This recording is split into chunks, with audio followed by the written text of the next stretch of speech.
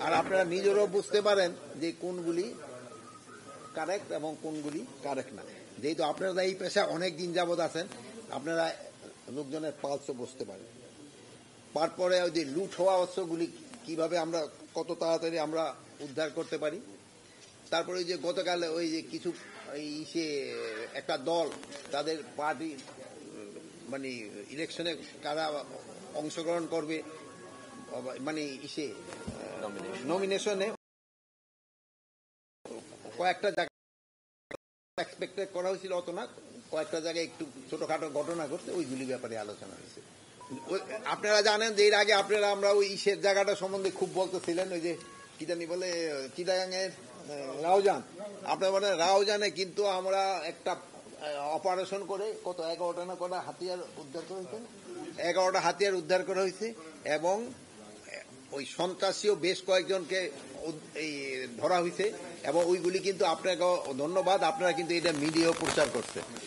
আপনারা যদি বলার পরে কিন্তু আমরা এটা করছি। তারপরে আমি বলবো রাউজান, ফটিকছড়ি এই জায়গাগুলি একটু ডিফিকাল্ট এলাকা, এটা আগেও ডিফিকাল্ট এলাকা ছিল, এখন আমি বলবো ঠিক আছে, যেহেতু এই এলাকাটা তো প্লেন না, অন্যান্য এলাকার মধ্যে যেহেতু অঘটন ঘটে তারা আবার পাহাড়ে চলে যায়, যেহেতু এই উপজেলাগুলি অর্ধেক পাহাড় অর্ধেক হলো আবার সমতল এলাকায়।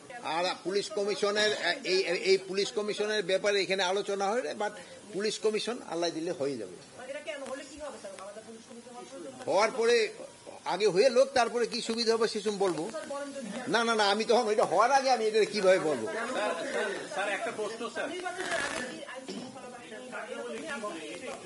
এই যা যেটা হচ্ছে ওইটা পুরাটা বের হওয়ার পরে আপনাদের আমরা বলে দিব। কারগুর ব্যাপারে ওই যে অগ্নিকাণ্ডটা ঘটনা ঘটছে ওই জায়গায় একটা কিন্তু কমিটি গঠন করা হয়েছে। ওই কমিটিতে আমাদের প্রধান হলো আমাদের সিনিয়র সচিব, প্লাস উনি অলরেডি 4টা না 5টা দেশে চিঠি দিয়েছে, 2-1টা দেশ থেকে অলরেডি এক্সপার্ট আসছে।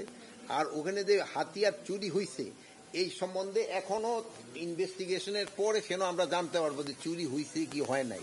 বাট এটা হলো একটা ইসে, উনি নিজেও কিন্তু ইনভেস্টিগেশন করতেছে, যদি চুরি হয়ে থাকে, যদি সেই সময় কার মাধ্যমে হয়েছে এবং কে দায়ী তার আইনের আওতায় নেওয়া হবে। বাট এখন পর্যন্ত আমরা এস্টাবলিশই করতে পারি নাই যে এখানে কয়টা হাতিয়ার চুরি হয়েছে বা আউদও চুরি হয়েছে কিনা।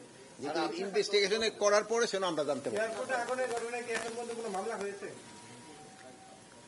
মানে প্রত্যেকটা এই দুর্ঘটনার তো একটা হয়েই থাকে, একটা জিডি কি বলো, জিডি হয়েছে অবশ্যই।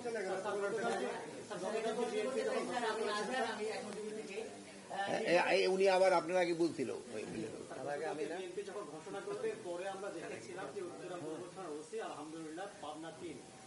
লিখে ফেসবুকে লিখেছিলেন যে ব্যাপক সমালোচনা হয়েছে, তিনি কেন কোনো প্রার্থীর পক্ষে কথা বললেন। আগামী নির্বাচনে পুলিশ যদি কোনো প্রার্থীকে বা বিশেষ সুবিধা দেয় বা কোনো তার পক্ষে কাজ করে, তাদের বিরুদ্ধে কি ব্যবস্থা নেবে, কোনো নির্দেশনা আপনাদের থাকবে?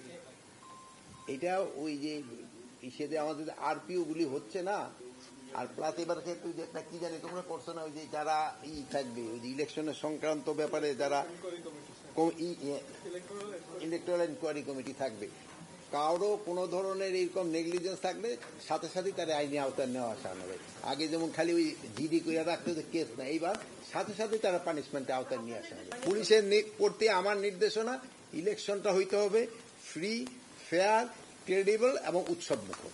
নিরাপত্তা বাহিনী বা যে কোনো বাহিনীর বা যে সিভিলের যার কাজ মাধ্যমে কোনো হত্যাকাণ্ড হোক না কেন, ওইটা প্রত্যেকটাই আইনের আওতায় এবং আইনের মাধ্যমে ওইটার ফয়সালা করা হবে।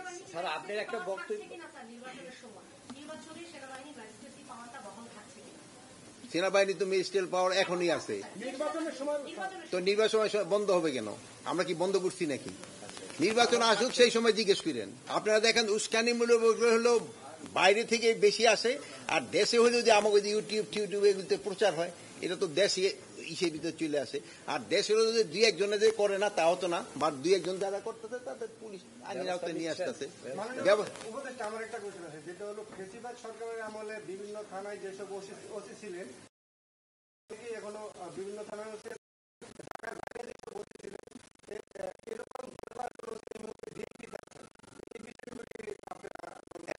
আমরা তো বলছি যে 2014, 2018 এবং 2024 নির্বাচনে যারা ছিল তাদের আমরা ম্যাক্সিমাম চেঞ্জ করার চেষ্টা করবো।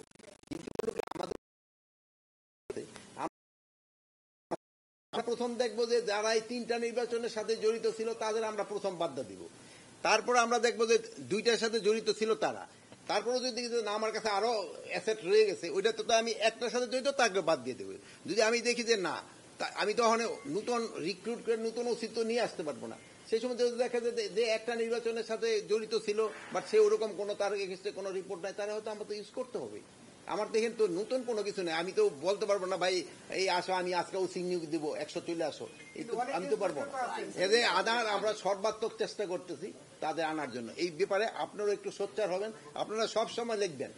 আর ওই দেশে সাংবাদিকরা যে সময় বলে আপনারা তো গেছিলেন, সেই সময় আপনারা জিজ্ঞেস করতে পারতেন ভাই তোমরা এই সব ক্রিমিনালকে কবে ফেরত দিবা।